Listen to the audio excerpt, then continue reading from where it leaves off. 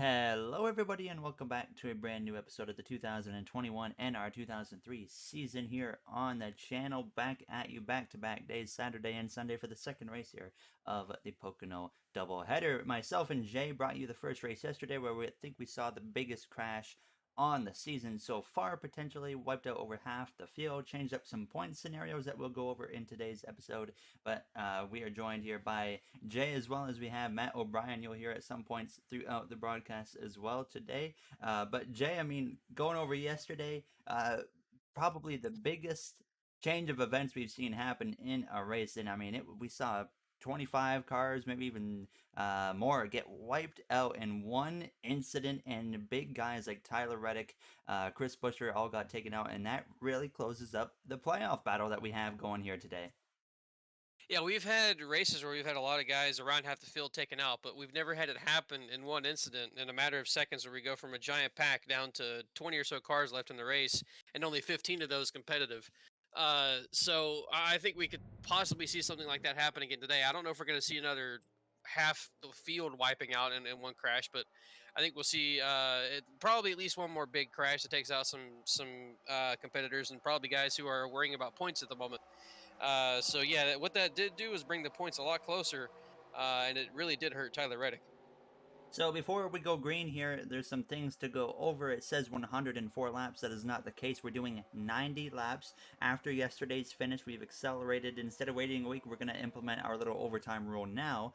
And stage 1, by the way, is only 15 laps today. And then stage 2 will be 20 laps. So stage 1 ends when we hit lap 16. Stage 2 ends when we hit lap 36. And then the race will end when we hit lap 90. But if we have a caution with, say, 2 laps to go in a normal length race, that would be it. But now we are going to officially call it ourselves. So lap 91 will be the finish. But if we have a caution with 2 laps to go, we can put out that caution, run an overtime restart, and go still for a win. So up at the front, though, you got Kurt Busch, you got Chase Elliott there on the front row, and then just behind you got Joey Logano, Kyle Larson. But Jay, right up here, right off the bat, I'm not seeing a lot of opportunities for maybe a driver to that really needs points to be up in here now. I mean, Matt DiBenedetto is the closest guy. He's running, what, P8? So right now it doesn't look like there's much opportunity for a big point situation to happen, but of course yesterday proved that anything can happen. But do you have an eye on maybe Alex Bowman here today? We saw he had a lot of speed yesterday. I'm sure they're probably got the same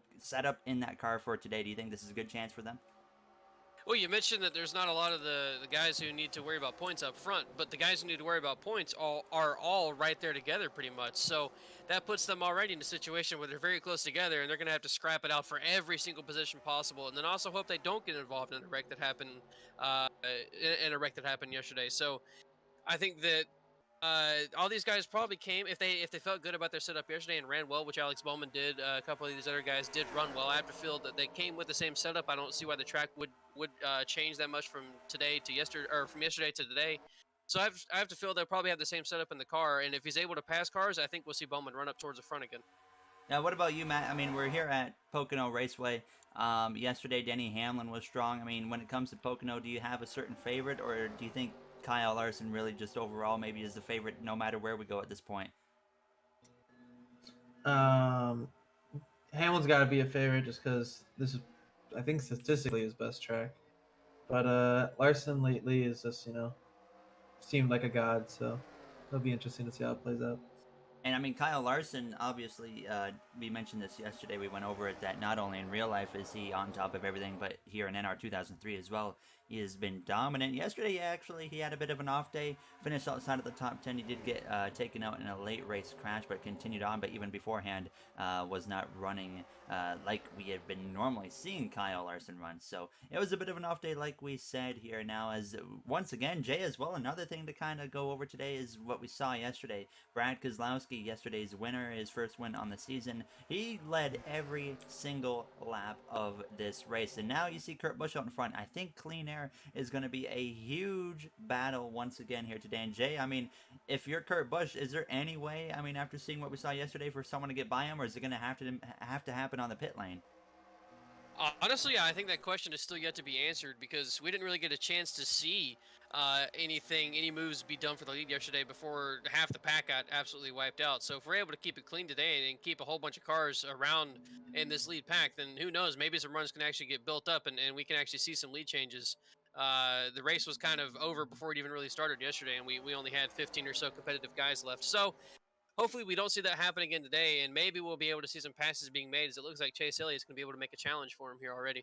Well, this right here already is something we didn't see yesterday. Is the guy on the inside didn't actually get cleared out of the corner by the guy on the outside, and Chase right here continues to remain side by side with the one car of Kurt Busch. And sure enough, actually, that's the first time in the Pocono doubleheader weekend we have seen a pass for the lead now, especially on the inside line. So Chase Elliott to the front, and that's a commanding pass. Nobody could do that yesterday when they tried to make that pass on Brad Keselowski in the 2 car. So that is a statement right there for Chase Elliott. Now, as you see Kyle Busch starting to work his way forwards, again, Kyle Busch, we've been talking about him so much lately here as you see Kurt Busch looking back up the inside, but Kyle is now only 37 points below the cut line. About a month ago, he was almost 80 points below. He kept his car out of trouble yesterday, and he's been staying out of trouble, running good lately here. Do you think today is another opportunity if they have a good enough run to maybe even find themselves in the playoffs? Yeah, I think so. At the moment he's running very well, but look who's right behind him. The guy he's trying to beat to get into the playoffs, Tyler Reddick. So he's got Matt DiBenedetto right in front of him. So at the moment, while he's having a good run, he's not really outscoring anybody that he needs to outscore. So I think that that kind of probably has to be frustrating for him at the moment that he's running in. I think that's 5th place at the moment, and he's got DiBenedetto right in front of him in 4th, and then Reddick a couple spots behind. But still, nevertheless, that's a good run for the team. Brings some momentum in if he's able to finish there. And then also good stage points too. So he will be able to make up a little bit at the moment, anyways, if it stays how it is. Obviously, very early in this race, things will change, but I'm sure that he'll be looking to gain more points on Reddick. Got to be frustrating though for Kyle when you're running right now in 5th place, but the guys you need to beat are surrounding you. You got the 21 at DiBenedetto still beating you, and then Tyler Reddick here having a nice rebound. He got wiped out in that big crash in that first stage, and he lost quite a few points. Now, could have been worse for him, but he got credited with 24th after that incident. So Tyler still 19 points above the cut line, but is now officially the last car in the playoffs here. As we had mentioned yesterday before that crash even happened, that he had been kind of on a downfall with the points lately, and it continued over now. As you see a little bit further back, Martin Truex Jr., another guy, Jay, who was actually running pretty good yesterday and then found himself in that big crash. He is in need of now, after being taken out in that incident, a really good stretch of races because he's now 57 points below the cut line again. So at this point, would you consider that a must-win scenario for him, or do you think it's going to be a better idea after this race? We'll have to know if he's going to be in a must-win or not.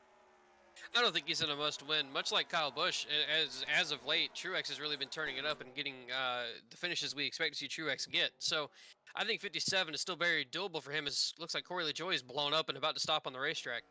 No caution yet, by the way. As we look up front, by the way, this is the biggest lead I think we have seen from anybody here in the Pocono doubleheader weekend now. As there you go, they got the 7 on the pit lane, so no caution's going to come out. Already only 9 laps to go here in stage 1. A little bit different stage lengths compared to yesterday now, as we have a different race length total, and we also have the fuel and tire wear on 2X to try and force some green flag pit stops here today from Pocono, as well as we got some good side-by-side racing going on. Just hoping that we don't clean out half the field here in this first and opening stage, but all it takes is one mistake for that to happen. William Byron up here in the mix. A lot of guys up here in the mix that we saw crash yesterday, like William Byron, the 8 of Reddick as well. Alex Bowman currently just outside of the top 10. Right now, he's in need of a tremendous run as he is still 78 points below the cut line after having arguably his best race of the season yesterday. So they got a lot of work to do. And then you got Christopher Bell, who's now 100 below, and Briscoe, who is 100 below. Jay, I think we can both agree, Chase Briscoe, Christopher Bell for sure, 100 points at this point in the season, 100% a must-win scenario for those two drivers. I agree with you on that. I think that it will be must-win for them at this point. I don't think there's any chance that they're able to make those points up. And honestly, I still think that even with Bowman getting some points yesterday, I still think he's probably also in a must-win as well. We just haven't seen the consistent performance out of him, and he wasn't able to take advantage of Reddick having a bad day either, or a lot of guys having a bad day either yesterday. If he was able to finish in the top 5, I still think that maybe, or I think that maybe he'd have a chance on points still. But 78 behind at this point, with the inconsistency we've seen out of that team, I think he's also probably in a must-win situation. And you see right now the 20 of Christopher Bell not running good at all, actually. He is currently down in 34th position. So he's having a horrendous run. Chase Briscoe's not doing much better, so he's definitely not going to be gaining points here today. But with him being in a must-win scenario, I mean, Matt, you know a little bit about this 20 team. I mean, we know what kind of speed's in that car. Do you see Bell maybe being able to click off a win anywhere? And if so, within the regular season, could you have any idea what track he could be a threat at? Maybe Bristol? Well, it's a hard read on the 20 team because they literally changed every single member on it. So, but honestly, they look no better than last season, maybe even worse. So, I don't really see them winning anything, to be honest. We'll have to wait and see if he is able to pull something off. Now, as you currently see, the 7 car of LaJoy is the only one that's had issues so far, 2 laps down after that engine issue, and actually he will be out of this race, I'm sure. But Chase Elliott continues to lead with 6 laps to go. Ryan Blaney up to 2nd. Yesterday was right up there in the running for the win, and got 2nd place actually there. So I mean, honestly, Jay, I think Ryan Blaney's the guy that we got to be watching today because of how good he ran yesterday, and clearly he is not slowed up coming into today as he's trying to make a move now for the lead. Yeah, we saw his Penske teammate Keselowski dominate the whole entire race and win it. So I mean, I'm sure that he took some notes from that as well. Probably worked on the setup a little bit off of Brad, and asked some things that he was doing. And I mean, Blaney was fast himself yesterday, like you mentioned. So I'm sure he's probably going to be in contention for the win today. And at the moment, he looks like he's got a very strong car. I just think he's going to need some help to get past Chase Elliott because of how strong Clean Air is. And there you see Blaney holding off that number 1 of Kurt Busch. William Byron working his way forwards. Another driver that got wiped out in that big incident yesterday there in race number 1. He's having a strong run so far here today. He won at COTA about a month ago already at this point, and hasn't been able to actually really be in position to fight for a win since then, or even before then. He had a chance at Martinsville, but that was the only time beforehand. Now as you see Kurt Busch trying to make a move there for 2nd place with 5 laps to go in this first stage here. So they should be able to make it to the end, no problem, of stage 1, but stage 2, it will be kind of close, but with the timing of the pit stop, I think they will make it to the end of stage 2. But then in that 3rd stage, it's going to be 55 laps. So we got quite the lengthy 3rd stage, and that'll be a guaranteed 2 pit stop stage. Under green, under caution, we'll have to wait and see what happens there now, as it seems like no one currently can get past that 9 car of Chase Elliott here. And now as you see back here, the number 62 of Noah Gragson had a little bit of controversy yesterday with him. Obviously, Jay, we saw him completely potentially mess up the finish of that race there as he turned. I can't remember who he wrecked, but he spun somebody out there with 2 laps to go. And you're a back marker. You do not want to be doing this type of stuff, especially at a track like Pocono. I mean, he potentially altered the race for the win as they were running him down there in the closing laps. To be fair, I don't think if that wreck happens, or I think if that wreck doesn't happen, then he winds up altering the finish anyways, because it was him and the 96 who were incredibly off the pace. And the leaders are probably going to wind up catching them and have that altered in some way anyways. So maybe it's kind of for the better that caution happened.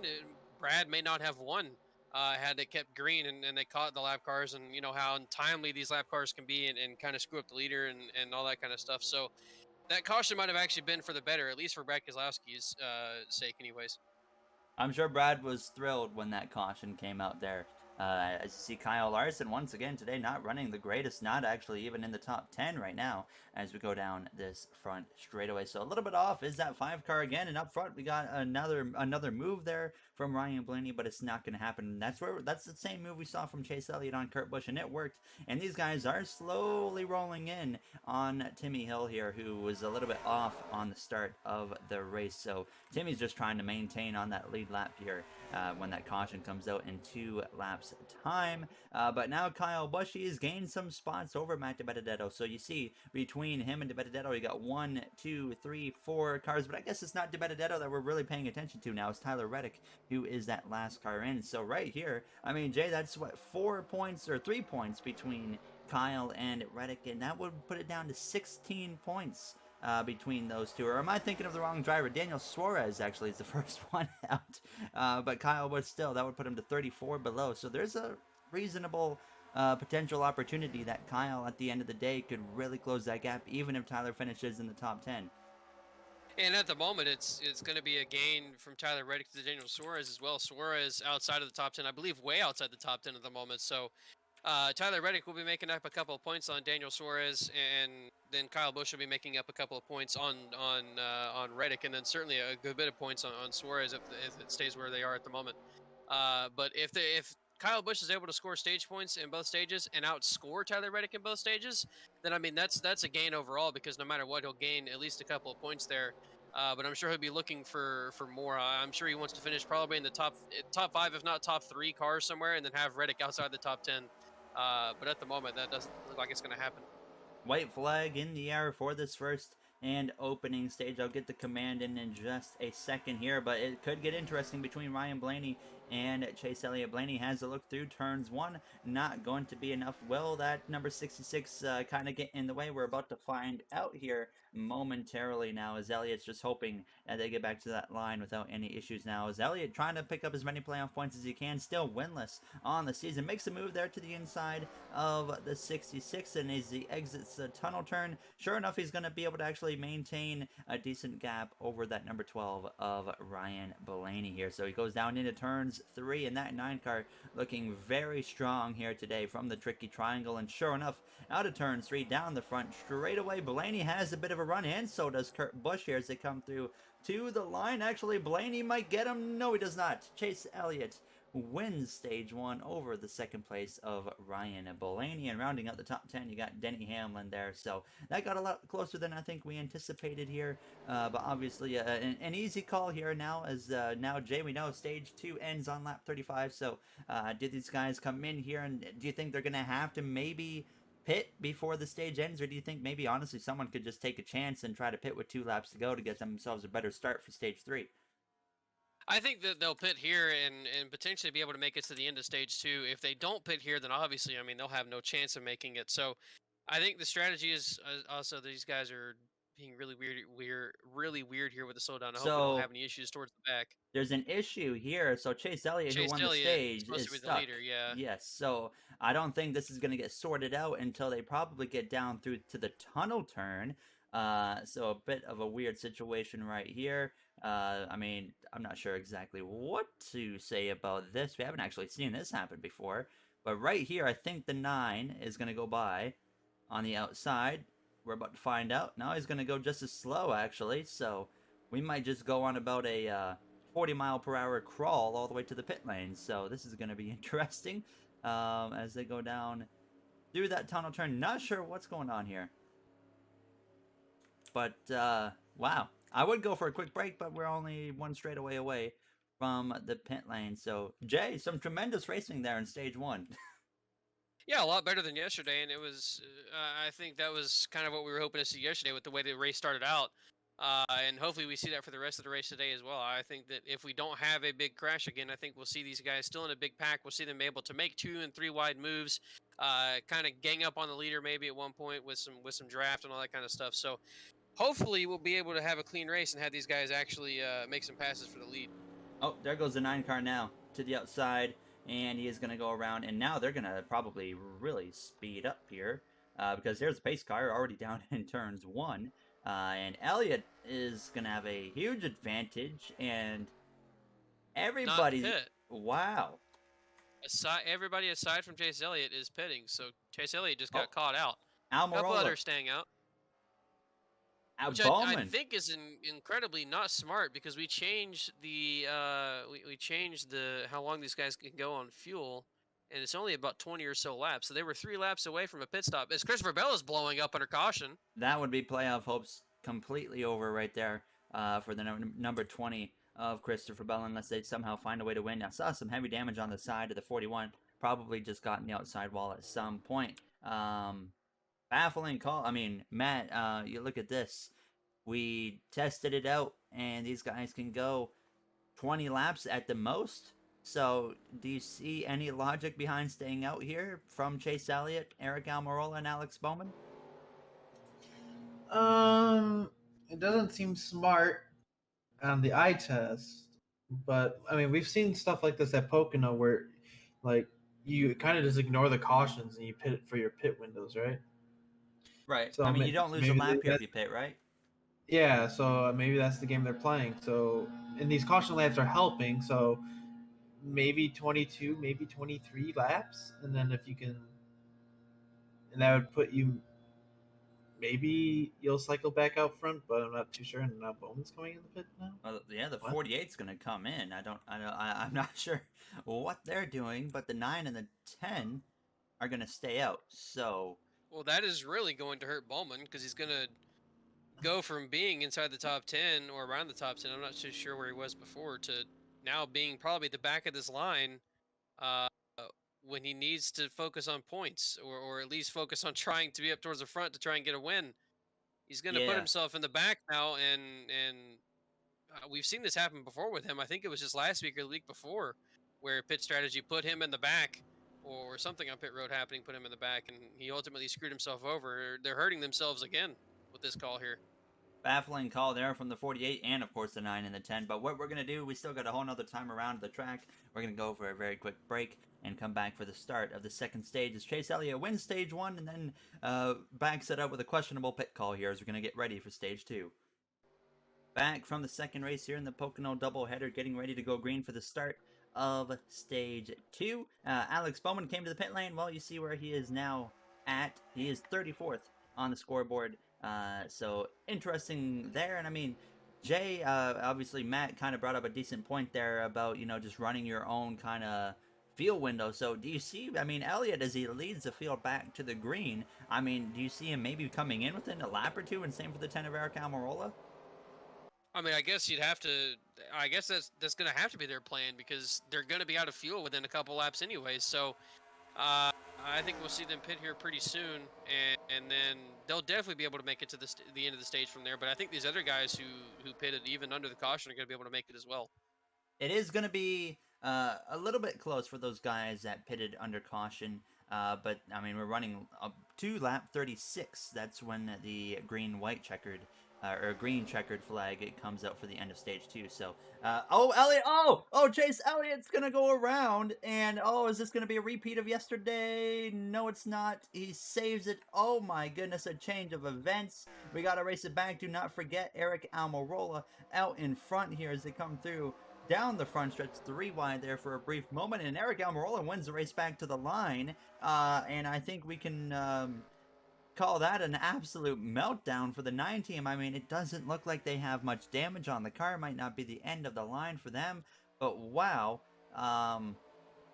it's like they were trying to play it safe by staying out front, and instead they get wrecked running in front of the pack, and wow, Jay, all of a sudden, a huge turn of events for this 9 team with a questionable call, and now they get wrecked while leading here in Pocono. And they've lost all that track position at a track where track position is probably the most important thing to have. So that is really, really, really untimely for that team. I think they were only a lap or 2 away from pitting, so they couldn't even make it that far. They could only make it half a lap before having something unfortunate happen to them. And now they're going to have to pit under caution, fix the damage, and then be stuck back there with all those other cars as well, and have to make his way up to the field, which I think he's probably going to struggle with just because how much track position matters here. And we've seen some bad luck with this 9 car a few times this season. He was in position to win at Martinsville, got stuck behind a lap car, got passed by Kyle Larson in the closing laps because of that, and Larson went on to win his first race of the year. Coda, Elliott was looking really strong. Everything was kind of in his favor. Strategy kind of messed him over, got him back, but he was still really fast, and then he actually got turned around by Joey Logano. And then here today, clearly the fastest car on the track, and has some more issues getting turned around. So, honestly, he could be in position to have 3 wins by now. And as well, here, it looks like everybody is going to be coming in. So these guys maybe are not confident that they can make it to the end of the stage, and it looks like, yeah, every single car is going to be coming in. So we'll watch the race on the pit lane to see what happens there, and then we're going to get a look at what happened to the 9 of Chase Elliott. But, I mean, that's got to be gut-wrenching, Jay. I mean, you're in P1 looking pretty good, maybe a lap or two away from pitting, and now you're all the way at the back. And we know you mentioned just a moment ago how hard it is to pass here. Do you think there's any way the 9 car of Chase Elliott can work his way back to the front?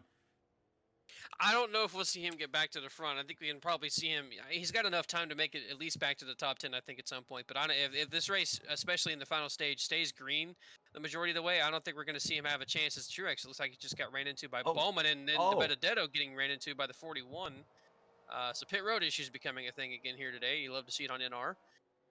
But I think we'll see Chase Elliott have time to get back into the top 10. But contend for the win, I don't think we're going to see that happen. And you know, that's also unfortunate for Bowman. He decided to pit after everybody else started pitted, put himself back there, and then now there's a caution where he would have been able to pit with everybody else anyways and stay up front. So unfortunate for Bowman that, once again, his own team decisions kind of ended their day and ruined their day. Chase Elliott out of the pit box now. So Kyle Busch takes over the lead after the pit stops. Truex has some rear end damage, and Benedetto has quite the heavy right side damage. So now, though, let's get a look at how Chase Elliott got spun out there while leading here from Pocono Raceway. Here's another look at what happened to Chase Elliott. Out of the tunnel, trying to get a little bit wide, and right here, he hits the wall. The number 10 of Almirola's right on him. Really nothing he could do there, and gets into his left rear quarter panel. I mean, Jay, you saw the speed that Almirola had. He was literally right on him. Was there much he could really do there? No, there's not much he can do there at all. As soon as Chase Elliott bounced off the wall, Almirola is on his bumper. He had no chance to slow down at all. So just unfortunate and untimely there for both of those drivers. And really not a good situation for Chase Elliott at all. Welcome back here from Pocono Raceway for the second race of the doubleheader this weekend, getting ready to go back green. Kyle Busch out in front. What a change of events it would be if he could win his way in. He's been continuously closing in that points gap, and here he is right now with a chance to really close it in now, as it will be just 11 laps to go as the field gets back underway. As well, we're seeing a couple guys creep up here in the mix, like the number 5 of Kyle Larson had a really rough start to this race. Martin Truex Jr. now up inside the top 10, as we got the number 51 and Cody Ware is going to be right in the way. It could be interesting to see what happens with that. But now all of a sudden here, Jay, we got Joe Gibbs Racing running up front. We're not used to seeing that this season. We've only had one JGR driver all season long that's been a legitimate threat. That's been Denny Hamlin. And all of a sudden, we're starting to see Kyle Busch run better. We're starting to see Truex get better. Is this potentially, you think, a sign of things to come throughout the rest of the regular season heading into the playoffs? I certainly think so. I mean, Denny Hamlin, huge contact with the wall that's going to result in an incident. No, they all keep it clean somehow. What a save by Denny Hamlin. Hamlin got a ton of damage, though. So when we were talking about Joe Gibbs looking really good, Kyle Busch still looks really good here. There is no team we've affected more than Joe Gibbs Racing. Each and every time, I think we mention one of their drivers, specifically Kyle Busch, they wind up having something bad happen to him. Logano's going to force him 4 wide. We got a crash. Tyler Reddick, Martin Truex Jr. We apologize, Joe Gibbs Racing. We are so sorry for talking good about you now. Oh, it's going to get worse. Benedetto goes up on his side and up and over. We have a car barrel rolling. What just happened here in Pocono? Tyler Reddick somehow, I don't think, has a whole lot of damage. But wow. Oh, he's got quite a bit of damage, actually, on that left side of the car. What in the world? Chase Elliott and Martin Truex Jr., what's going on up here? We got a lot to go over here in just a moment. I think they just crashed trying to race it back to the line. They are still coming to the line. Thank goodness that was nowhere near the amount of cars we crashed yesterday. But wow, a big change of events immediately, Jay. Tyler Reddick and Matt Benedetto, the last two guys in the playoffs, just crashed, and this has opened up a whole new door, because we know for a fact Benedetto, he is done for the day. This is huge for the playoff battle. Almost the exact opposite of yesterday, except for the fact that Tyler Reddick still got damaged. Now Benedetto is going to be the one DNF'd, and Tyler Reddick is still going to be able to run. I don't know how competitive he's going to be, because that is quite a bit of damage to that car. But I think he will be able to at least stay running and probably gain some decent points on Benedetto, and most likely put him back in the final car inside the playoffs. And then, I mean, look who we have leading right now. If Kyle Busch is able to win this race, Then we go back down to Tyler Reddick being the last one in again, and now DeBenedetto is out. Daniel Suarez is even farther down, and then the whole picture changes if Kyle Busch is able to get a win here. And at the moment, I mean, he is the leader, and we haven't seen many passes for the lead. So you have to think that Kyle Busch may be in very, very prime position right now. And so before we take a look at what happened, get a quick look of what cars do have damage. So like we said, nowhere near the amount of what we crashed yesterday in that big incident. Thank goodness. Alex Bowman has a little bit of damage. The 34 has a little bit of damage, specifically towards the rear of the car, the right side, sorry. But then overall, I mean, everyone else looks pretty good. But Denny Hamlin got quite a bit of damage. That's kind of how it all started. Harvick, who's right in the middle of all this, still has a clean car. 41 looks good, but we got to go all the way down. So Austin Dillon has a lot of damage, so 53. Truex got collected. Him and Chase Elliott had their own separate incident. Not sure what happened there. Of course, we're going to get a look at what happened. And then the 8 of Reddick, the 38 of Alfredo, the 21 of DeBenedetto is out, and these guys are now on the pit lane. So before we get a look, we're going to see if anything happens right here. But nonetheless, I mean, this Pocono doubleheader, I mean, Jay, we before this race even started yesterday, we said we're going to have a good idea of what this playoff grid looks like after this weekend. We knew there was potential, but we didn't know, obviously, that this is going to be, both races weren't going to be this crazy. So, I mean, this is throwing a huge curveball, not even what you and I expected. Yeah, I actually fully did expect us to have a really good idea of the playoff picture after this and kind of have everything set in place, and we would know, okay, these drivers can still have a chance of making it, these drivers don't. Now we're kind of in okay, everything is thrown to pieces. What the heck is going on? I have no idea who can make it and who can at this point, and who's going to be wearing all that stuff. I mean, everything has just been thrown for a loop and just completely different than I was expecting. So I think out of these two races, we're going to have a completely different point situation. And unfortunately, Truex has been unable to take advantage both races so far. He's had damage. Reddick's back end's completely gone, and so is Truex. Yeah, Truex has been a part of both of the big crashes. Elliott, I mean, what a downfall they have had here today in Pocono, and then, of course, Denny Hamlin and the 3 of Austin Dillon, especially the 21 of DeBenedetto. But now, let's get a look at what just happened here. I mean, we got 3 different incidents to go over. Denny Hamlin, of course, started everything. They got it separated. They got it cleaned back out, and then it all went downhill about half a lap later. So let's go take a look at what just led to all of those crazy events here in race number 2 of the Pocono doubleheader. Look at the first little bit of action here. Denny Hamlin out of the tunnel turn, a wide exit, hits the wall, comes down into Kurt Busch, goes back into the wall, comes down into the 24 of William Byron. They all keep it going, and we honestly thought that it was pretty much all said and done right there. But now we're going to get a look at what happened just a few moments later. And then down the front straightaway, it gets a lot worse right here. You see Joey Logano right here actually decide he's going to force it 4 wide. I mean, Matt, 4 wide Pocono doesn't always work, and we see why right here. Yeah, but the odd thing is I don't really think the 4 wide was the cause of it. I just think Tyler Reddick decided to try to clear himself and decided to, but he wasn't clear at all. And then the 52 actually turns Ty Dillon into Austin Dillon, and they all reckon they're flipping like mad. And and big playoff implications for Matty D because he was just above the cut line, correct? Correct. Then there was a whole nother different incident as they were racing it back down into the tunnel turn. You're going to notice here the 14 of Chase Briscoe actually right here comes up into the 9, puts him into the 19. The 9 and the 19 go crashing in the background. So their days just got a whole lot worse, unfortunately. Elliott's a lot of damage, and so does the 19 of Martin Truex Jr. But those were the 3 different little incidents going on, all within about a 1 lap span. And now we're going to go, though, get ready to go back green for a restart here late in this second stage from Pocono as Kyle Busch tries to win stage 2. So now getting ready to take the green flag here. It's going to be a 5-lap dash to end the second stage. Then we race it to lap 91 without overtime. Who knows? There might be some overtime involved here as things have taken a crazy turn here in Pocono as Kyle Busch gets ready to lead the field back to the green flag. I mean, obviously, Jay, we saw something similar yesterday where Denny Hamlin, when he had his moment, we were seeing this yesterday later in the race, not this early, but we were seeing cars hit that outside wall quite a bit out of the tunnel turn, and that was causing some issues, and it seems to be happening a lot earlier in today's race. Do you think that could be a problem that we see throughout the rest of the day, or maybe they're going to get this sorted out here? I think we're seeing it a lot earlier in today's race because these guys have already made a couple of pit stops and got adjustments in. It didn't seem to happen until they made that pit stop yesterday and got some kind of adjustments in, and it seems like the teams just wound up adjusting it to where they were too tight for the tunnel turn, and they hit the wall a lot. So I think that's probably why we're seeing it happening now earlier in the race, and it might be a thing that we see happen for the rest of the race consistently, and could potentially cause more incidents.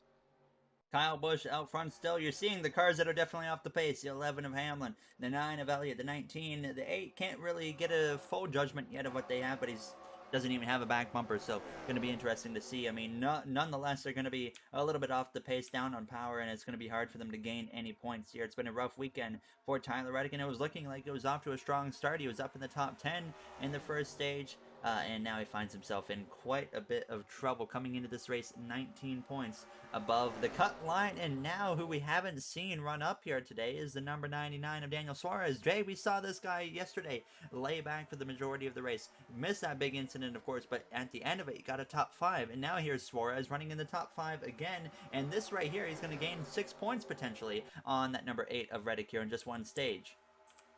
Yeah, this could make things really interesting if Suarez is able to stay up here in the top 5 and then stay here for the end of the race as well. I think that Reddick will probably wind up getting ahead of Matt DiBenedetto still, I think, and then ultimately I don't know if Suarez is going to end up ahead of both of those guys or if he's only going to end up ahead of DiBenedetto. But at the moment, I mean, Suarez is going to gain a ton of points, certainly on DiBenedetto, and definitely will be gaining some on Reddick as well. So that is going to put this playoff race a whole lot closer. And then also, I mean, still, even with Suarez making up all these points, Kyle Busch is still the leader. If he's able to win this race, no matter how much Suarez makes up, that's still going to keep him out of the playoffs because Kyle Busch will once again take up one of those spots and will be down to down to 3 left, only getting in on points. And Matt DiBenedetto will be credited with a 37th place finish here today at the Tricky Triangle in Pocono. So they're definitely not going to be 32 points above the cut line at the end of this thing. Didn't see him being the guy getting taken out. I mean, he had been running good all race and been never really around any trouble points. But unfortunately for DiBenedetto, he now finds himself out of this race, and I mean stayed out of the trouble even at the beginning of that crash, but then just got taken out after that. So very unfortunate for him. And now with just 2 laps to go in stage 1, we have a side-by-side battle between Kyle Busch and Kyle Larson. Larson was not even running top 10 earlier, and here he is now having a pretty strong run towards the end of this second stage here. And this is also that big crash and just a lot of strategy going on. This has opened the door for some slower cars as well to get up into the mix here. So keep an eye on these guys kind of spicing it up. Now we got some 3-wide action through the tunnel turn. Fortunately, that does not go in a bad direction here. But now coming to the final lap of stage 1, Suarez actually got past Kyle Larson, and so did Kurt Busch, and Suarez going for second place now. I mean, Jay, if you're Matt DiBenedetto, Tyler Reddick, this is your worst nightmare, as actually the caution's going to come out. So the stage is going to be, oh my goodness, the 8 of Reddick. Oh my goodness, the 3. What in the world was Austin Dillon doing? The caution's out. The stage is going to come to an end a lap early, so forget what we were just talking about. We have a crash here in Pocono now as the 8 of Tyler Reddick. I mean, actually, Jay, I guess that kind of brings our point in even more. That is the worst nightmare right there for the 8 and the 21. That's going to be an extremely bad situation for Reddick. Reddick still had the possibility of making up some points, especially if other wrecks happen and he was able to finish ahead of those guys. I don't think that he was expecting to be in that next crash, though. So that's going to put him finishing down in the 30s once again. So he is going to have a terrible, terrible set of Pocono races. And at this point, that's going to put Kyle Busch and Daniel Suarez in extremely good situations. And honestly, even if Kyle Busch doesn't win this race, the points after this race are going to be extremely close, as long as Kyle Busch and Daniel Suarez don't wind up wrecking. Kyle Busch with the stage win. Last time he won a stage, I believe, was Martinsville this season. So a playoff point to him. Before we get a look at that crash, we're going to just see what happens here on the pit lane. Actually, you know what? Probably not much is going to happen. So we're just going to jump straight into it, get a look at what just caused that incident here to end stage 2 a lap early. Here's a look at what happened. Chase Briscoe again gets into it with he didn't cause it actually. Ryan Newman turns the 24. Briscoe has a huge hit to the wall there. And then Tyler Reddick, of course, he plowed in. And we'll get a better look at it in just a second there. But then the 3 car, well, you can see what happens here. He just hauls through, hits Ryan Newman, and ended his own day. So real quick, let's get a better look there how the 8 car specifically got involved in that incident. On board right there with the 8 of Reddick. You see the crash happening up in front of him. Elliott does a good job to avoid it. Reddick just nowhere to go. Gets taken out here, and that will be the end of his day here from Pocono. During us showing you guys the incident, the pit cycle happened. Kyle Busch, we were like, you know what, nothing's going to happen. Or I was like, nothing's going to happen. Well, Kyle Busch dropped down from 1st to 3rd. Joey Logano went to P1. Daniel Suarez to 2nd. The 1 car of Kurt Busch, who was running up there in the top 2, dropped down to about 8th or so. So, interesting stuff going there. But now we are getting ready to go green. Matt had to check out, so it's just myself and Jay as usual again. Here getting ready to go green for this 3rd and final stage. Now, this stage is quite lengthy, Jay. I mean, we go about 55 or so laps, a little bit less than 55 to lap 91 is when the checkered comes out. So there is guaranteed 2 pit stops at the minimum if it's green or if it's under caution. So do you see a lot of potential for some strategy here? I mean, could guys try to stretch it as far as they go? Do they pit? I mean, is it really going to make a difference here if you short pit or not? I mean, are tires really that big of a deal here, do you think? I think you have to at least try it, especially for somebody like Kyle Busch or Kyle Larson or really even the 17 back there. I mean, I think that new tires will certainly make a difference anywhere we go, and if you're able to short pit a couple of laps, I think the short pitting you'll be able to still make it to the end here on 2 stops. I think no matter what they're gonna have to do 2, so why not try and short pit a little bit and try and get yourself some track position, which I think might be the only way that you can honestly get the win here at this point, just because of how much track position matters. So if you're anybody from 2nd on probably down to like 7th, by the time pit stops roll around, I think you're thinking about short pitting.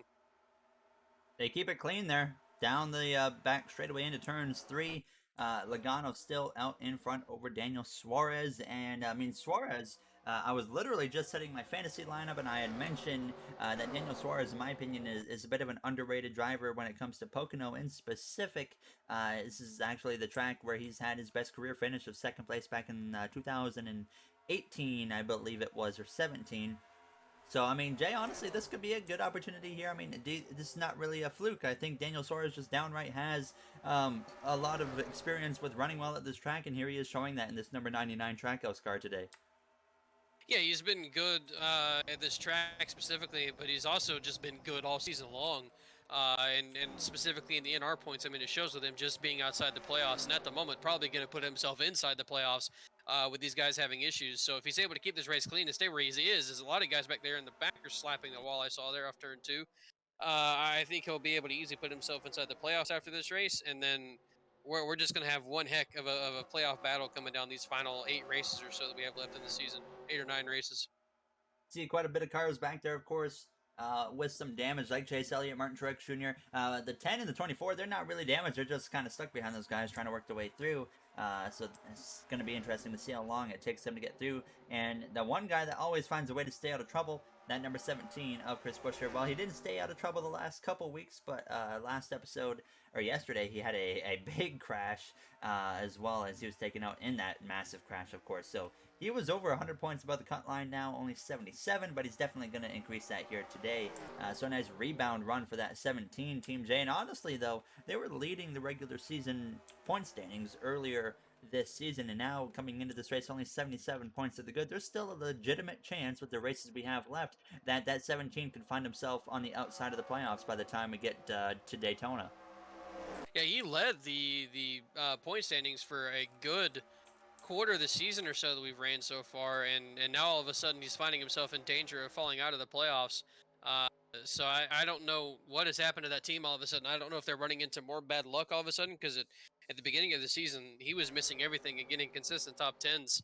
So I don't know if he's just been involved in more wrecks recently, or if that team's performance has kind of fallen off compared to some of these other guys. But yeah, he's certainly in danger of kind of falling out of the playoffs at the moment. But this run today, if he's able to stay where he is, will gain him a good amount of points that he lost yesterday, and then I think that'll put him back in a position where he feels like he's in a pretty good spot points-wise.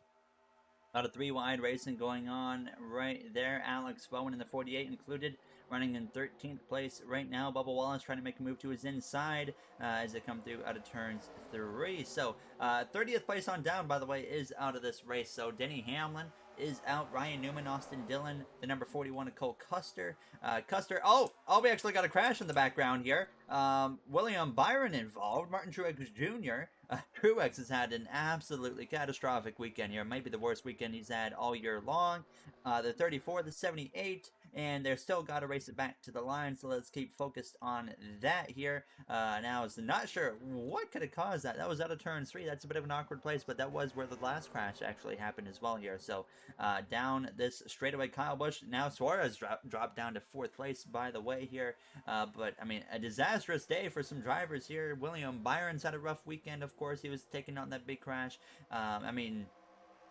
Jay, just a couple of guys overall having terrible weekends, like Martin Truex Jr., William Byron. But of course, Byron, he doesn't have anything to worry about. But I don't think it can get much worse for that 19 car. Yeah, it's just kind of been a really disastrous weekend in general for him, and honestly, kind of a disastrous weekend for anybody who needed points. Aside from Kyle Busch, it's really been kind of a rough weekend for anybody around that point line or around that cut line. No matter if they've had issues in one race and didn't in the other, overall, I think the point situation is going to be a lot closer because so many guys have had issues, and we're really going to have a tight race leading this weekend. I didn't really expect that to happen. I was expecting things in the points to change. I didn't expect it to be, though, that we're going to have now 4 or 5, maybe 6 guys within 40 points of each other fighting for that final playoff spot. I thought it was going to actually widen out, the gap was here this weekend, but clearly I was wrong about that. But we're going to real quick get a look at what just brought out another caution here today from Pocono.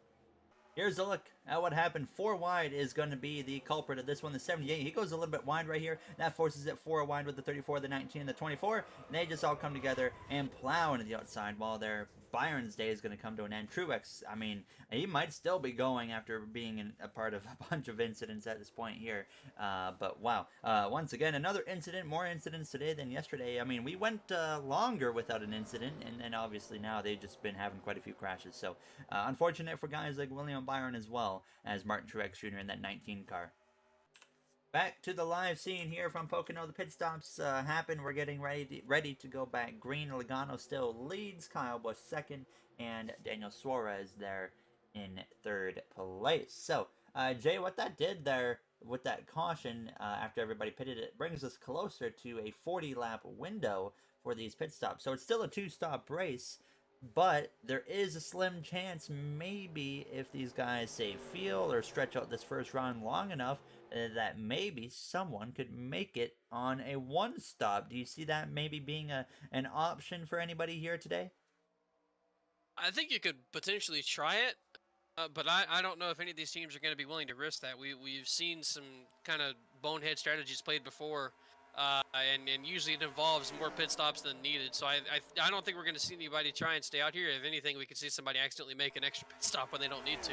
But I feel like we're probably going to see still 2 stops, I think, and then these guys will race it out to the end and not have to worry about saving any fuel. And of course, right now, if you're Matt Benedetto, maybe Tyler Reddick, you're probably hoping the 18 or the 99 crashes at some point here in the next few laps to minimize the damage. There's a 51 got into that outside wall there out of the tunnel turn.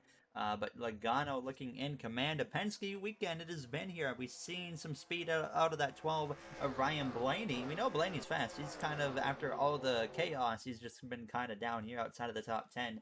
I think he's still got some solid speed. Truex and Byron actually do remain in the race, by the way. So Truex trying to get collected in one more incident, I think, before he calls it a race.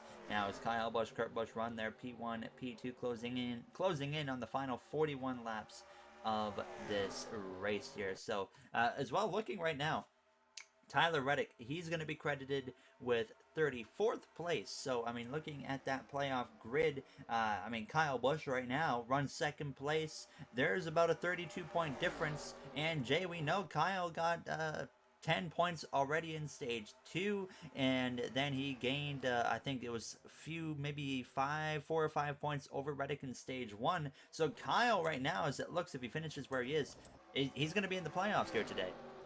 Caution. Yeah, Oh, looks like Eric Jones got Continue on, himself though. involved Continue in a on, wreck. Yeah, I think he'll certainly be in the playoffs. I actually think that he may be still outside of it a tiny bit just because Suarez is also having a good run. So it's possible that Suarez gets in and Kyle Busch is still a few I points dispute, out. yeah. But I mean, Reddick and DeBenedetto are both down in the 30s at the moment. So it's possible we see both Kyle Busch and Suarez get out and DeBenedetto and Reddick out or get in. Sorry. It's possible we see both Kyle Busch and Daniel Suarez get in and DeBenedetto and Reddick out. So I'm not too sure if we're going to have a double change as ARCA breaks are ensuing once again. But I think that we're going to at least see one of those drivers get in, if not both, when this race is over with. We're not going to waste any time. Let's get a look at what happened to the 43. Here's a look at what happened once again. Cody Ware actually, as you're going to see out of the tunnel turn, he's going to hit the wall, and that was about 4 wide again, and, well, he came down. The 23 has nothing to do with it, but gets taken out. The 43, the 10, they go crashing into the inside wall in the background as well, and, well, caution comes out once again here in Pocono.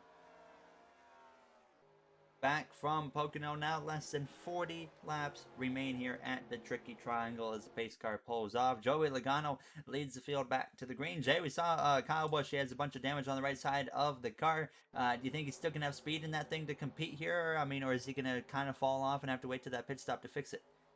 I don't think his speed is going to be affected, but the handle and performance of that car might be affected. I think that he may struggle a little bit to keep himself off the wall. I mean, we've already seen guys having issues with hitting that wall on the exit of turn 2, so that just may compound that issue, and he may actually start hitting the wall a bit more now and then start making that damage worse, or even get himself caught up in a wreck. So hopefully he's able to keep the car clean until they make another pit stop and he gets that damage fixed. But if they wind up having to pit under green, he will have to fix that damage, and he'll lose a bunch of time having to fix that. So I think they're hoping right now for another caution.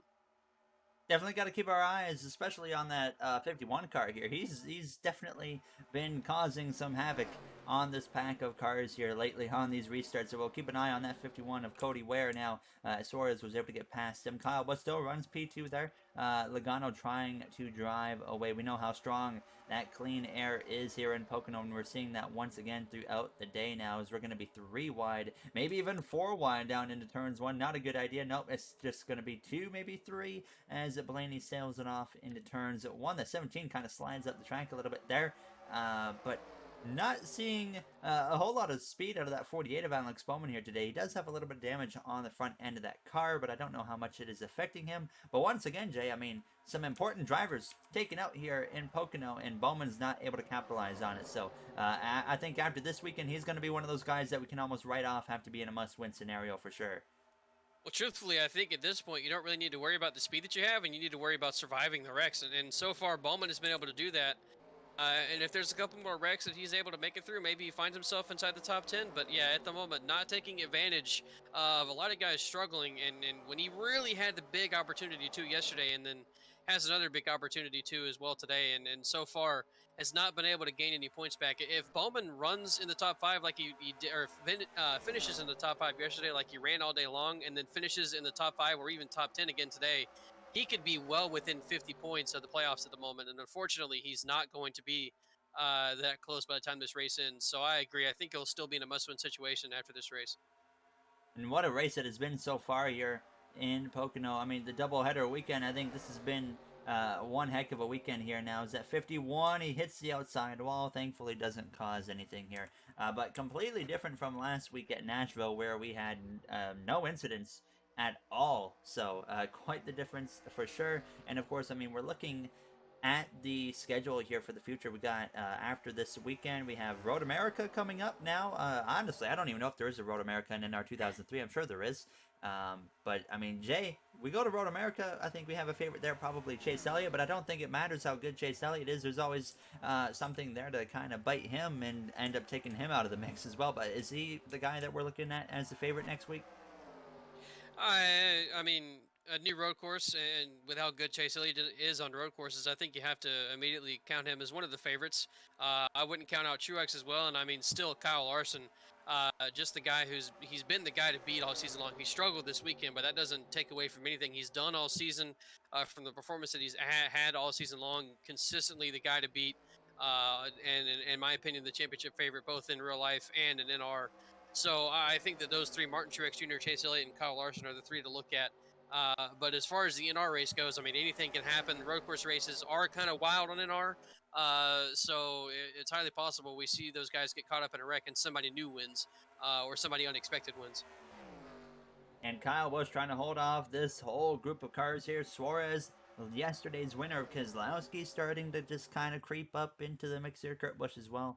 As you look a little bit further down the order, Timmy Hill having a strong run right now, running P11. He was off the pace, almost went a lap down at the end of stage 1. Now he's here going for a top 10 at Pocono Raceway. As you see the other guys that are off the pace right now. So actually 51 just tagged the wall. A couple of cars tagging the wall there. Doesn't turn into anything, thank goodness, here as they go down into turn 3, but it might be 3 wide here into the corner. We're gonna have to wait and see what happens there. This could end poorly for that 78 car. He's gonna come back down the track, but thank goodness it does not go wrong at all. So what we're gonna do now though here from Pocono is we are going to go for a quick break and come back and bring you to the end likely of this race here from Pocono. Crash here in Pocono Raceway. The caution is out. Guys are going crazy under caution. 2 days in a row. I think we found the culprit, by the way. We got damage on the 48. We got damage on the 12 of Ryan Blaney. Yeah, we apologize. It's 2 days in a row. We've actually been at a commercial break during caution. So we're getting closer and closer. We've been jinxing drivers. We're looking like real life completely at this point. Guessing these guys are going to come into the pit lane here, so we're going to stick for this and then get a look at what just happened to bring out yet another caution here on the day in Pocono. I mean, Jay, we saw a massive crash, of course, yesterday, but I mean, other than that, it was a relatively clean race because we didn't have enough cars to race it out. But I think overall, this race has at least been crazier overall. Oh yeah, this race has been much more chaotic and much more crash-filled compared to yesterday's race, which I think, yeah, has a lot to do with just that big crash happening. Even though we had half the field get taken out in one crash, I would say this race has been more chaotic just because we've actually had the entire field for most of it, and that has caused the ability to have more crashes happen. So I don't know if I prefer the having half the field getting wiped out in one crash, or if I prefer the 15 cautions with 6 or 7 cars each time getting taken out. But so far, this race certainly has been chaotic and has been more of a typical chaotic in our race. Alex Bowman, by the way, is out. Kyle Busch, I expect him to have a long pit stop here like that. They're going to be fixing the damage on that car. Keselowski's going to win the race off the pit lane, and Chastain's going to be P2. All of a sudden, Keselowski has a chance to go back-to-back because we know how important that fresh air is. Kyle Busch is going to give up a lot of points here, though, by doing that right there, fixing that car. So it's going to get interesting. So Bowman now out of the race. So yeah, we're going to get a look, though, at what just happened there to him. And I believe Ryan Blaney might have been involved as well. We were wrong about Bowman and Blaney. This is the reason for the caution. 4 wide, Cody Ware involved again. And oh my goodness, they go crashing into turns 1. This is actually our first look at it. Wow. A big hit there. I mean, who knows what they're doing here in Pocono at this point. That's like the 3rd time both of those guys have crashed. And here's what happened to Ryan Blaney and Alex Bowman. Under caution, this is how Bowman's race ends. I mean, Jay, just a stack up there, and Bowman just gets hit from every side. Yeah, just another stack-up issue. We've seen this time and time again on NR. These guys have issues slowing down, and it can cause some crashes, and it can cause some DNFs. And unfortunately for Alex Bowman, who needed to have a good run and was looking like he was going to have one, is now DNF due to ARCA brakes. Getting ready to go green now. Brad Keselowski, who won the race off the pit lane, had to come back in the team radio that they believe they have a few loose lug nuts. So he had to give up the lead, and now it goes to Ross Chastain, who won at Talladega. But second place, Ryan Preece could somehow maybe get clean air and hold on to a win here with, 25 laps to go. And this could open the door for a potential playoff surprise if Preece can climb his way into the top 30 in points. Ricky Stenhouse Jr. is the 30th car in points with 277 points. Ryan Preece is, I think, 38th with 193 points. So he's still quite a ways off of that top 30, but a win would certainly catapult him way up towards that goal. Then you'd have to really start performing and really get good finishes in order to get himself inside the top 30. So I don't know if it's possible for him to get inside the top 30 at this point, but I mean, Daniel Suarez is still right there and really in a prime position now to where he's got 2 kind of slower guys leading the pack. And if he's able to get around Logano here, maybe he can really go at the 37 and the 42. Logano not wasting any time, though. He's going to go 3 wide in the middle. The 1 and the 99 just about come together right there. Logano, Chastain hits the wall. Oh, in the background, Blaney has an issue. He keeps it going in the right direction. Joey Logano powers through to the lead, so that whole storyline is already gone here as now Chastain goes all the way up the track. Clearly, that car is not driving very well right now, and Suarez goes to second place. Keep an eye as well on Kyle Busch here on this run. His car is still in great shape. He had to fix his right side damage that he had picked up under the last pit stop on the most recent one, so he gave up quite a bit of track position. Going to be hard to work his way back forwards. Nonetheless, he finishes where he is right now, about 12th place. I mean, he still gains a good chunk of points here today, but I would expect to see Kyle continue to work his way throughout the field here before this race comes to a close. But up front, I mean, we got Daniel Suarez right there on the back of Joey Logano. What a huge moment it would be, Jay, not only for Daniel Suarez, but as well for that Trackhouse Racing team if they could pick up the win here today. Yeah, they've already seen their other new team, the 23XI already got their win already. So I'm sure that they're wanting to get a win as well, considering as well how they've been performing all season long. They know they've probably been on the door of a win recently. So I think Suarez really is going to be aggressive here to try and go after it. I just don't know if he's going to be able to get past Logano here with how we know clean air is a huge advantage, and then also just there's nobody else behind him to try and help him. I don't know if he's going to be able to get around Logano. I think the only way he can do it is to maybe try and go to that outside lane because I know how strong it is, especially in turn 1. But I think Logano will use the same thing that Brad Keselowski was doing and just always cover off that outside lane if he sees somebody go there.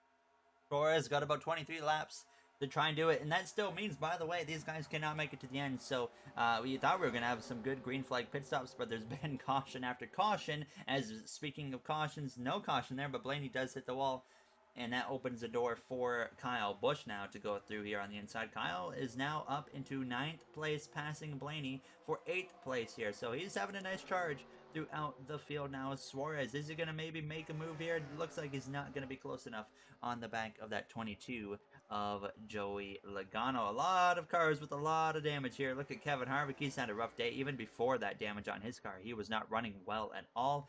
Truex and Chase Elliott, they've been a part of the same crashes, I feel like, for half the day. And, I mean, here they are still running side by side. You got to give them credit for sticking with it. Brad Keselowski trying to make up a lot of ground right there after coming back into the pit lane. He's now in 13th place. And then you've seen Kyle Busch now still actually struggling to pass that 23 here, as they might go 3 wide for a second. Nope, they do not. They get it sorted out right here as Suarez and Logano, though, continue to run away. But we've seen one culprit here, I think, Jay, a part of like every single crash here in the last stage and a half, is that number 51. He continuously gets up on the outside, and then someone gets into him after he hits the wall, and he causes a crash.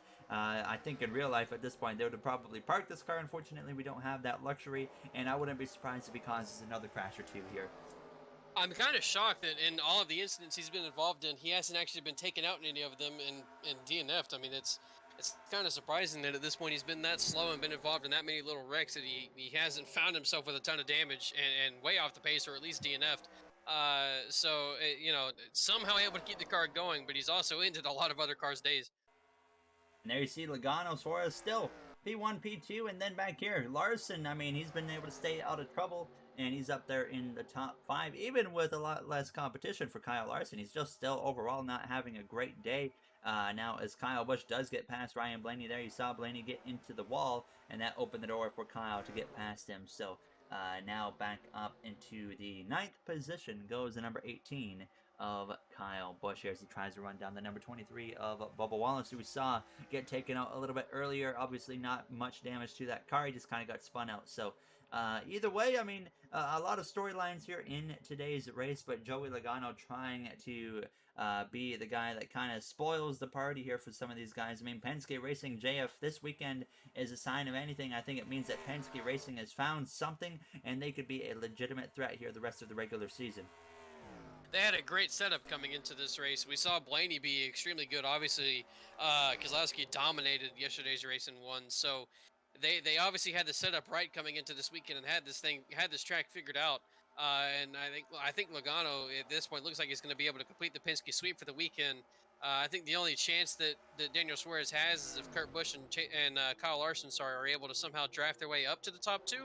But I think they're a little bit too far gone for that. So without a caution, I think Logano's probably got this race wrapped up. As this 51, I mean, he's still out there, so it's highly possible he creates another issue. Wouldn't it be something if he's slow enough to where Logano can run him down by the finish of this race, and then maybe he takes the 22 out or something? You never know. Here, as you can see him. He's certainly still hitting the wall. He's got a lot more damage to that right side than when we last looked at him. So you never know. He could cause another wreck again.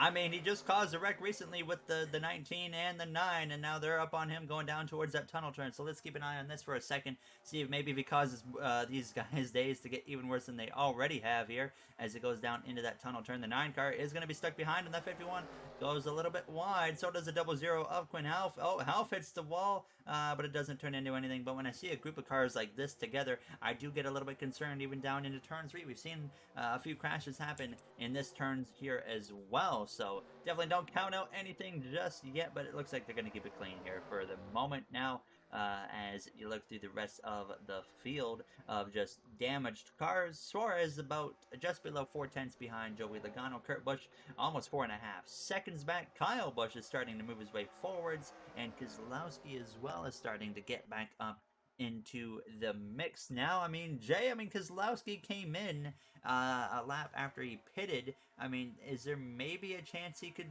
somehow try to stretch it here to the finish? That might be what the team is looking at too. It's possible they didn't have anything wrong with the tire or a lug nut. It's possible they did come back down just to top it off a little bit, but I don't know if we'll be able to stretch it enough to make it to the end. We're just now hitting 20 to go. A little bit less than that now, and the fuel run here is about 20 laps. So I think that would be a little bit too long for Keselowski to extend it. But it's highly possible that that little bit that he might have came back on pit road to get makes him have that much makes him have a shorter pit stop if they have to pit under green here. So maybe he's able to take advantage of that. I mean, he still made his way back up into the top 10. Put himself in a decent position still. He's 7 seconds back, so I don't think it'll give him the win, but he might be able to make up some positions if he's able to have that much shorter of a pit stop than the rest of these guys. And Suarez actually closing back in on that number 22 of Joey Logano. But of course, that clean air at the end of the day is going to be the most important thing here now. As Kyle Busch is now up into that 6th position. We know that 18 has a lot of speed here today. Obviously now, though, almost 7 seconds behind, his chances of winning have been eliminated. But still, nonetheless, Jay, this weekend, I think we look at Kyle Busch as probably the biggest winner, unless Daniel Suarez finds a way to win this race. But Kyle Busch definitely the biggest winner so far this weekend. I mean, made up so many points and continues to just run really strong here once again today as well. Yeah, he'll be in a prime position to put himself into the playoffs further down the road if he's not already in the playoffs after this race. I think that it's going to wind up being him and Suarez in the playoffs, and then DiBenedetto and Reddick out because they both just ran really well today. They've both gotten a lot of points, and then DiBenedetto and Reddick are down in the 30s at the moment. So I think that we'll see them both be inside the playoffs, and now DiBenedetto and Reddick are going to have to find a way to get themselves back into it. Still side by side is that number 18 and that 42 of Ross Chastain here as they go down into turns 3. This could be a big pass right here for Kyle. You know, he wants to make it happen, but it's not going to happen right there as they exit turn 3. Chastain might even be clear by the time they get down into turns 1 here. He's got the number 1 car and the number 5 of Kurt Busch, Kyle Larson, kind of working together now. Suarez continues to just kind of chill about 3 to 4 tenths behind that number 22 of Joey Logano as the rest of the field. Oh, we got William Byron there on the pit lane now. He's got a lot of damage now. He was having a good run before everything went wrong for him. Of course, I mean, a lot of guys are having a good run before everything went catastrophically wrong here for them today in Pocono. But Kyle Busch does complete the pass on that 42 of Ross Chastain. And I'm interested to see if this 1 car and the 5 car, Jay, do you think these two could draft with each other and maybe run down the front 2 drivers? I mean, it's a big gap, almost 6 seconds, but do you think it is possible in 15 laps? They've been doing it for the last several laps, and they haven't really gained any time. So I don't think they're going to be able to draft up there. I think they would need another couple of cars with them. Let's see here at the line what they do. I don't think they've been gaining anything at all. Yeah, literally no change there to Kurt Busch, and then a tiny change. There is a caution somehow on the track. The 34 is blown up and looks like he might have spun as well. I think it did more than spin, to be honest with you. Yeah, there's some damage to that roof. I think it was upside down. And oh, is that the 19 again? Yeah, the 19 has some fresh damage. Oh my So goodness. it was fixed previously. They still got to race it back around one more time. So honestly, but while they run down the pace car, we're just going to get a quick look at what just happened here to Michael McDowell. Michael McDowell out of the tunnel turn with some issues. He hits the wall right here. Martin Truex Jr.'s already on him and turns him into the inside wall. He goes around and then actually goes up and over off of the hood of the 19 of Martin Truex Jr. Truex has been a part of, I think, of just about everything here today and this weekend as well here as the caution flies. Once again, from Pocono, and another car goes up and over. Back to the live scene. Pit stops happen. Nothing really changed. Logano, Suarez, Larson, your top three. Kyle Busch did get up to fourth place, but now we have two cars on the inside. We got the 51 of Cody Ware, as well as the 4 of Kevin Harvick. And it's only going to be 9 laps to go, so they can make it to the end. Unfortunately, we didn't get the green flag pit stops we were hoping for because they crashed so much. But, I mean, Jay, right here, we're going to have a nice 9-lap stretch here. Do you think anybody has anything for the 22 of Logano, or do you think Clean Air overall here is going to win this race? I think that, there might have been some contact between the 5 and the 4. I think the 99 might have something for him. He's just going to need some help to get around him. And at the moment, the 51 and the 4 are blocking any kind of help from behind at all. So this already could be a really bad situation for everybody behind the 51 at the moment. It looks like he's already going to hold these guys up pretty heavily. Larson is going to make a move there to the inside, but will he get clear of the 51 by the tunnel turn? I mean, the 51 might be slow, but still being on that second lane can make a big difference. But sure enough, through that tunnel turn, the 51 is going to go really wide. Oh boy, Kyle Busch does not get a piece of it, but Kurt Busch does. They keep it clean. That was, I mean, we've seen the 51 go wide through the tunnel turn today, but he was really wide, like a Snapchat wide filter. Now as, oh my goodness, the 23, the 9, they come together. The 4, he's had enough of the shenanigans from the 51, and that's going to result in a death here on the track. A huge crash. Chase Elliott, oh, the 51 and the 9 are up and over. Oh, someone just went plowing in the inside wall. Caution's going to come out. We're going to have a nice late race restart. Kevin Harvick said, I'm finally done with the 51, and he ends his day. And the 16, unfortunately, and about 7 other guys pay the price for that now. As Chase Elliott, remember back to earlier in this race, the stage 1 winner, everything was looking great. He got turned from the lead, and it's been a downhill battle, and he's still, I think, going to remain in this race as the caution is out. And we're going to have a late race restart here from Pocono. We're going to get another look at what just happened. Here's a look at what happened. Jay, I think, honestly, Kevin Harvick, of all people we expect, just had enough of the shenanigans from the 51. He completely dumps Cody Ware, and then Cody Ware just goes down to the 16, and the 16 dies to the outside wall, and everybody just comes piling in. Chase Elliott goes up and over. The 51 barrel rolls. I saw Ryan Blaney just kind of plow through the wreck and send somebody spinning as he full throttled through it and was able to make it through.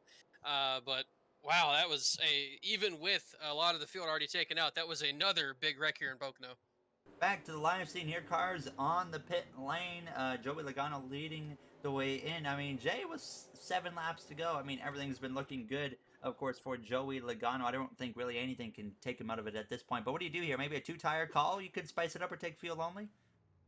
I don't know what you do here. I think it's probably going to be 2 tires because they just pitted recently and they don't have much to do. Keselowski looks like he's definitely doing 2 tires. I think that's a smart call, honestly. Chase Elliott's running into Logano. That's an even bigger issue for our once was leader. So now Brad Keselowski's back out front again for the chance to sweep the weekend. He had a chance to run away with it earlier, then came back down the pit lane. Now here he is out in front. Logano runs into issues. Didn't see that one coming as Kyle Busch up here in the mix now, as we're going to go to a quick break and bring you guys back to the final restart on the day. Welcome back from Pocono, getting ready to go green for what could be the final restart. If there's a crash at this point in our 90-lap race, with a normal race, they would call it, race back to the finish under caution, but we have added extra laps. So keep in mind, this race ends when we hit lap 91, but we have the possibility of overtime. And now Brad Keselowski, of all people, finds himself in position to win this race. Now, Suarez, do you think he might have the speed to potentially compete with this 2-car? I still think Suarez has probably the best car in the field. I just, once again, you're going to have help from behind, and I don't know if he's going to have enough of that. He might have Kyle Larson there to try and push him, but I don't know if just Larson's going to be enough. He's going to need at least the 17 probably, and maybe one more. And at the moment, Kyle Busch is a little bit too far back to give any kind of pump draft help. That is 4 wide. That's probably going to turn into a wreck. Okay, I think. Out of the But tunnel turn. Oh, they're good. They're good. So Suarez, second place. I thought that was going to lead into a crash. I was getting ready there to commentate another incident on the day. Suarez, it looks a little bit wide. It's only going to be 3 laps to go as they come through to cross the line. And Keselowski, who hasn't really been the guy all day long, has a chance to all of a sudden come out of nowhere and go back-to-back wins here in the Pocono doubleheader. But Suarez, I mean, if he gets a nice push here from maybe the 17 and the 5, I wouldn't count him out now, as he's been running in second place for the majority of this third and final stage. Logano runs P7. We only have 17 cars, by the way, remaining on the track here. Looks an awful lot like yesterday. That's not what you want to see if you're Daniel Suarez, is that 99, or the 17, sorry, looking up the inside of the 99 now. But that's what you want to see there. He stays clear as they come through out of the corner. Harvick up in the outside wall, and that could lead to an incident, and it's going to be overtime now as we got more cars piling into an incident. Harvick around Blaney's day is going to come to an end, and so is Harvick, and they got to race it back to the line, and it is 2 laps to go. Caution is out. Overtime is going to be coming here in Pocono for the doubleheader. Our first opportunity that we've decided to use this potential overtime feature. We're going to get to use it as Keselowski and Suarez, P1 and P2 here now, as we're going to get a look at again at what happened in yet another crash here from Pocono Raceway. Here's a look at what happened. Kevin Harvick gets wide out of the tunnel turn. He comes down into the 23. It was looking okay, but then around he goes, and then the 10, the 12, they pile in. The 42 of Chastain does a good job avoiding that, and they all get back going in the right direction, actually. Only a 3-car incident, but caution comes out nonetheless here now, as we're going to get ready for some overtime here from Pocono. Coming to the pit lane, Brad Keselowski is going to sacrifice the lead, and Daniel Suarez is going to stay out here in Pocono, getting ready to go green for overtime. And Chris Buescher second, Kyle Larson third. Jay, I mean, what else does NASCAR have to do to give Brad Keselowski the win at this point? This is the second time here today he's done this from the lead. that's questionable to say the least. He certainly can make it to the end, and nobody else is pitting. I don't really know why he's doing that, but it put Daniel Suarez in a prime position now to get himself locked into the playoffs if he's able to win. And even Chris Buescher as well, if he's able to somehow find a way past Daniel Suarez, that'll get him locked in as well, and he won't have to worry about his point situation anymore. So the top 2 guys at the moment are in crucial must-win situations. Well, not necessarily must-win, but very much needing a win situations. And if Suarez wins this, I mean, it spices up the playoff grid even more between DiBenedetto, Reddick, as well as Kyle Busch. But now we are going to go for a quick break and bring you guys to overtime here in Pocono.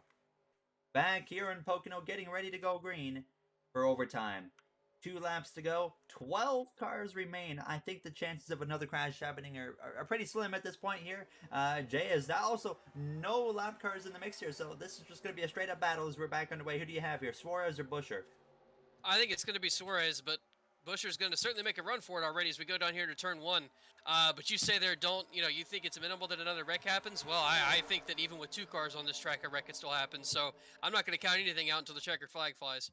Suarez clear out of turns 1. We mentioned earlier a bit of an underrated driver when it comes to Pocono, looking for his first career win, and that's right there behind him, exactly what he likes to see. Kyle Larson trying to make a move, but not close enough to actually get to the inside of the number 17 of Chris Buescher. They have to get around to the white flag, and everybody comes through that tunnel turn. They are all clean. Actually, they're still finding ways to hit the wall in the back of the pack, but now through turn 3, Buescher is there. Is he close enough as they come through out of the corner?